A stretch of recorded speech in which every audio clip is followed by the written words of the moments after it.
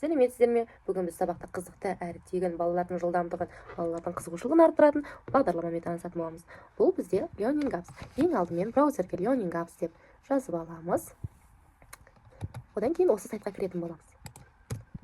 Сайтқа кіргеннен кейін ең алдымен біз көріп тұрғанымыздай, мұнда бізде экран ашылған болатын. Мұнда барлық тапсырмалар, жаңа тапсырмалар, және де өзіміздің осыған дейінгі жасаған тапсырмаларымыз деп шығады. Ең алдымен бұл бағдарламаның ерекшелігі, мұнда көптеген тапсырмаларды өте оңай жасасақ болады, және де кез келген сабақта әртүрлі тапсырмаларды қолдана беруге болады. Енді қазір біз математика және қазақ тілі сабақтарынан тапсырма жасайтын боламыз. Ең алдымен оң жақтағы бұрыштан орыс тілін таңдап, одан кейін кіру батырмасына барсамыз. Мұнда біз тіркелуіміз қажет.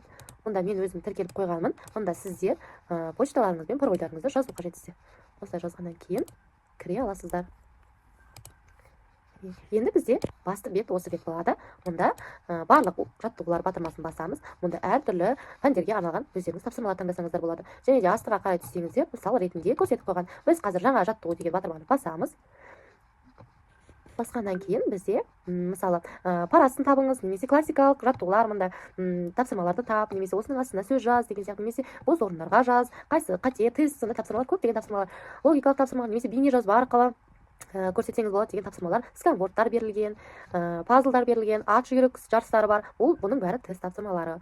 Және де одан басқа да тапсырмалар өте көп. Мұнда сізге керекті тапсырманы мына іздеу батырмасы арқылы іздесеңіз болады. Біз қазір тест жасайтын боламыз. Ең алдымен бізге тест міне миллион кімге бұйырады деп жазылып тұрған осы тест ойынын өзіміз қолдан жасайтын боламыз. Ішіне кіреміз.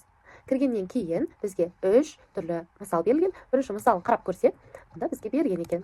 Міне қарапайым тест тапсырмасын осы бағдарлама арқылы тез жасап тастауға болады. Одан кейін төменге қарай түссек, мұнда өзгерту бағдарламасы бар. Өзгерту бағдарламасын басамыз.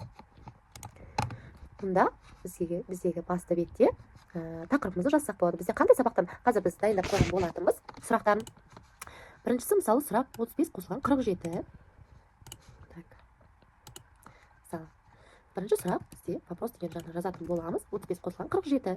Оның жауабы бізде аға 82 деп жазайық. Мысалы, ең бірінші жауап бізде дұрыс ответін бірден жазу қажет екен. 82. Дұрыс емес ответтерін ары қарай жаза беруге болады. 86, 59 және 87 деп жазайық. Осы 4 жауаптан кейін астыға түсеміз. Тағы да сұрақ қарастырамыз. Бұл бізде бірінші сұрағымыз кетті тесттің. Екінші сұрақ біз қазақ тілінен қоямыз. Тура жазылған сөйлемді белгілеңіз. Енді бірінші дұрыс жауабы бізде кітап оқыдым.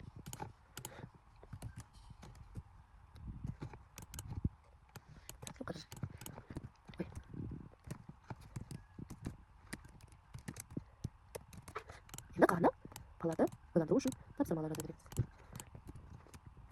Мысалға, мектеп бардым. Мектеп бардым деген сөз болмайды, иә. Келесі сабақ бардық деген сияқты тағы да бір үйге тапсырма орындады деп жазайық. Үйге тапсырма орындады.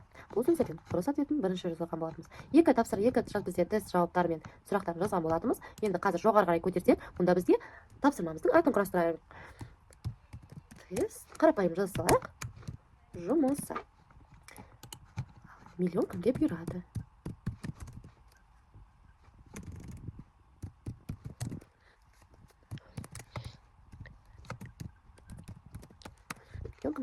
Енді біз әзірге 2 тапсырма жасатқан болатынбыз. Қалғанын өздеріңіз тапсырмаларыңызға байланысты қарайтын боласыздар. Енді қазір біз ең төменгісіне түссек, соңында завершить и показать деген батырмасын басамыз. Яғни бұл бізде жасаған тапсырмаларымызды аяқтап көруіміз қажет.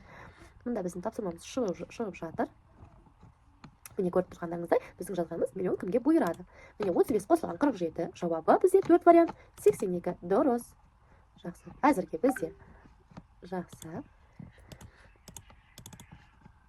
Келесі. Осылайша біздің тапсырмамыз аяқталды. Бұл қысқаша сіздерге көрсеткен болатын. Осы секілді қайтадан осы Learning Apps бағдарламасына кіріп, новое упражнение бағдарламасын басу арқылы сіздер кез келген тапсырмаларыңызды жасауларыңызға болады. Ал енді біз осы жасаған тапсырмамызды өзіміз сақтап және балаларға жіберу үшін төменгі жағында сохранить упражнение батырмасын басамыз. Басқаннан кейін бізде QR ретінде немесе ссылка ретінде сізге қалай ыңғайлы варианттар көрсететін болады. Бізде көбіне ана жерден ссылкасын копировать етіп өзіңізге сақтап алсаңыз болады, немесе балаларға тақтаға QR арқылы осылай көрсетсеңіз болады. Ал егер сіздің кейін осы тапсырмаларыңызды қайтадан көргіңіз келсе, қайтадан оң жақ бұрыштағы батырмаға мән береміз, мой упражнение батырмасын басатын боламыз. Бұл біздің өзіміздің осы уақытқа дейін жасаған тапсырмаларымыз. Мұнда біздің ең алғашқы жұмысымыз осы тест жұмысы тіркелген екен.